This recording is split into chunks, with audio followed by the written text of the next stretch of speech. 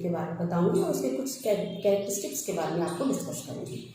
Chemical equilibrium बनाने से पहले आपको पता होना चाहिए कि फिजिकल इक्विलिब्रियम में हम दो तरह के इक्विलिब्रियम पढ़ते हैं, एक स्टैटिक इक्विलिब्रियम और एक डायनेमिक इक्विलिब्रियम।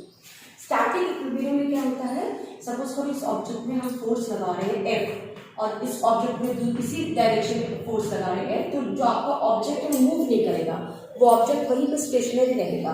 तो इस ऑब्जेक्ट का जो मोशन है वो जीरो है, फोर्स जो नेट है वो जीरो है, तो ये किस कंडीशन में है, स्टैटिक इक्विलिब्रियम में है। ओके, इसमें कोई मोशन नहीं है और इसका जो फोर्स है, नेट फोर्स है वो जीरो है।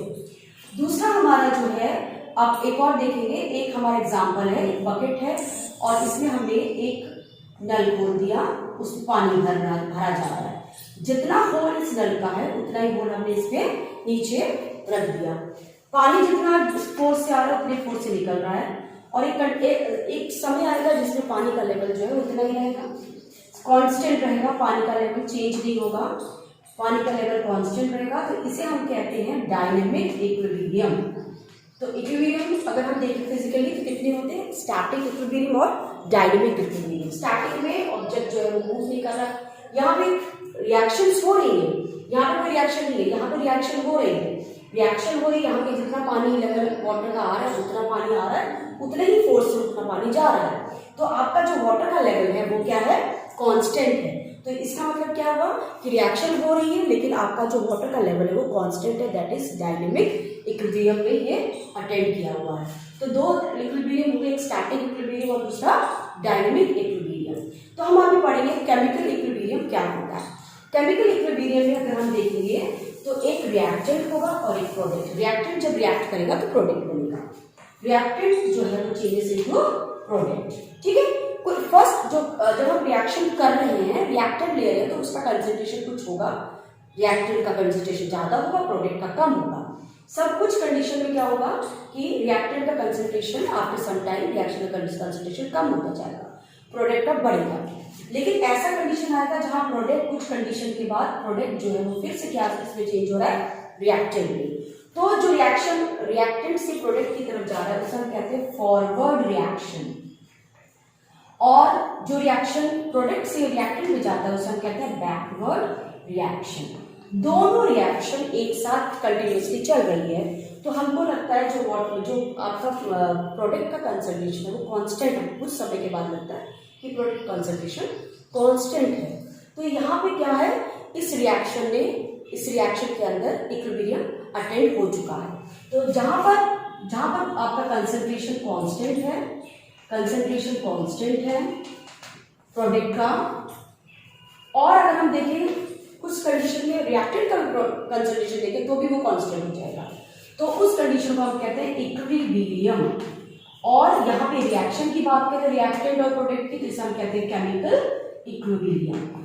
और इस कंडीशन में जहां पर फॉरवर्ड रिएक्शन और बैकवर्ड रिएक्शन जो है वो उनका रेट जो है सेम होता है, वे रेट ऑफ केमिकल रिएक्शन में rate of forward reaction is equal to rate of backward reaction होता है, तभी इक्विलिब्रियम अटेंड होती है उस रिएक्शन में।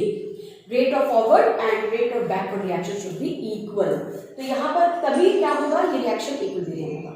अब आपने देखा होगा कि ये जो साइन है जिसमें एक एरो, दो एरो बने हुए हैं, इसे हम कहते हैं रिवर्सिबल रिएक्शन। रिवर्सिबल रिएक्शन क्या होते हैं वो मैं भी आपको बताऊंगी।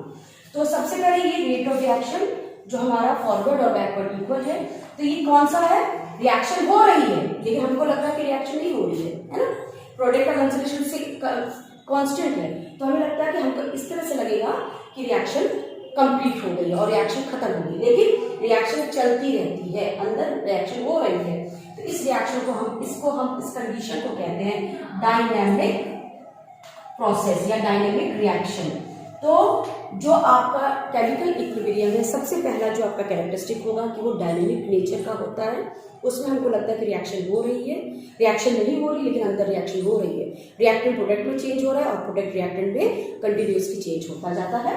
तो rate of forward reaction should be always be equal to rate of backward reaction. ये फर्स्ट हमारा कैरेक्टरिस्टिक है जो वेरी इंपॉर्टेंट है।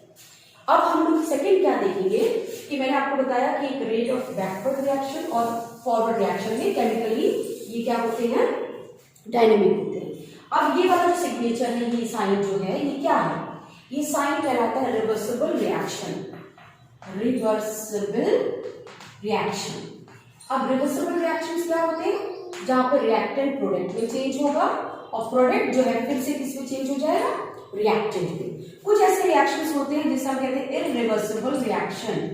इररिवर्सिबल रिएक्शन में क्या होता है, केवल फॉरवर्ड रिएक्शन ही होता है, बैकवर्ड रिएक्शन नहीं होते हैं। तो कौन कौन से कंडीशंस होते हैं, फर्स्ट हमारा है जो है कंबस्शन, जितने भी कंबस्शन रिएक्शंस होते हैं वो केवल फॉरवर्ड रिएक्शंस करवाते हैं।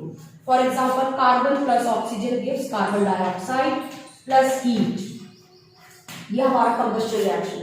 दूसरा रिएक्शन जितना हमारी न्यूट्रलाइजेशन रिएक्शन है, न्यूट्रलाइजेशन रिएक्शन जैसे सॉल्ट का बनना, when acid react with base to form salt and water. तो हमारा एक रिएक्शन हुआ NaOH plus HCl gives NaCl plus H2, ये न्यूट्रलाइजेशन रिएक्शन है। और तीसरा जो है कंबस्शन रिएक्शन हो गया, न्यूट्रलाइजेशन रिएक्शन हो गया। और जितनी भी रिएक्शंस हमारी हैं जिसमें रिएक्शन एक तरह का होता है कंबस्शन रिएक्शन में, वो हमारे इतने कुछ रिएक्शंस हैं जिनमें केवल फॉरवर्ड रिएक्शन ही होगा।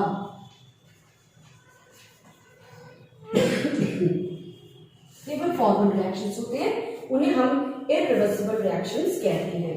तो इररिवर्सिबल रिएक्शंस में इक्विलिब्रियम अटेंड नहीं होते हैं। इक्विलिब्रियम अटेंड होने के लिए हमको फॉरवर्ड रिएक्शन और बैकवर्ड रिएक्शन दोनों आवश्यकता है। तो दूसरा कंडीशन क्या होगा, कैरेक्टरिस्टिक, कि रिवर्सिबल रिएक्शन में ही केमिकल इक्विलिब्रियम स्टैब्लिश होता है। अब हम देखेंगे तीसरा जो इंपॉर्टेंट है कि rate of forward reaction should be equal to rate of backward reaction. तीसरा अगर हम देखेंगे जो कैरेक्टरिस्टिक्स इंपॉर्टेंट है वो है कि इक्विलिब्रियम में आपका केमिकल इक्विलिब्रियम में concentration at a given temperature constant, जो कलर है चाहे वो रिएक्टेंट का कलर, प्रोडक्ट जो कलर बन रहा है, जो कलर आपको दिख रहा है वो भी कांस्टेंट होगा, चेंज नहीं होगा।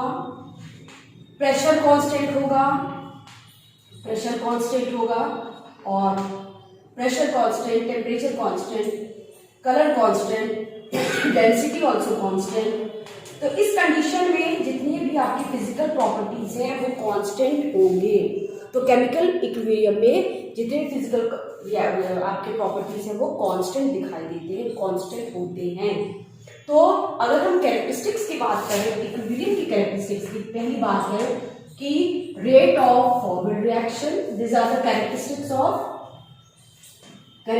Of chemical equilibrium. Chemical equilibrium की characteristics, rate of forward reaction should be equal to rate of backward reaction.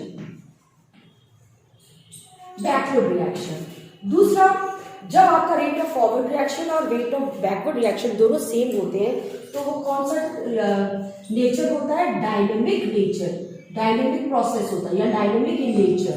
Second जो है वो है they are dynamic in nature. Chemical equilibrium is a process in which dynamic condition attend होता है।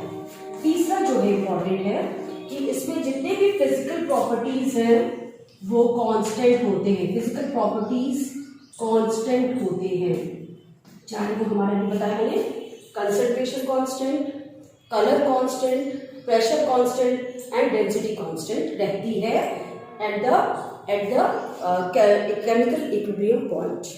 तो ये तीनों इम्पॉर्टेंट जो है, और एक और इम्पॉर्टेंट अभी मैंने आपको बताया कि it is only the chemical equilibrium is only attend in reversible reaction. मैंने आपको बताया कि रिवर्सिबल रिएक्शन में केमिकली प्रोसेस जब होते हैं या जो रिवर्सिबल रिएक्शंस होते हैं उन्हीं में ही ये होते हैं। अब रिवर्सिबल रिएक्शंस के कुछ हम एग्जांपल्स देखते हैं कि कौन कौन से रिवर्सिबल रिएक्शंस हैं। तो सबसे पहले जो रिवर्सिबल रिएक्शन हम देखेंगे N2 प्लस H2, अमोनिया का formation, N2 plus H2 gives NH3। Ammonia की formation H2 plus I2 gives 2HI, hydrogen iodide का फॉर्मेशन, ठीक है, SO2 plus O2 gives SO3. These all are reversible reaction. इसको हम reversible sign से प्रदर्शित करेंगे, जहां पे दो एरो होंगे, एक रिएक्टेंट टू प्रोडक्ट साइड और एक प्रोडक्ट टू रिएक्टेंट साइड होंगे.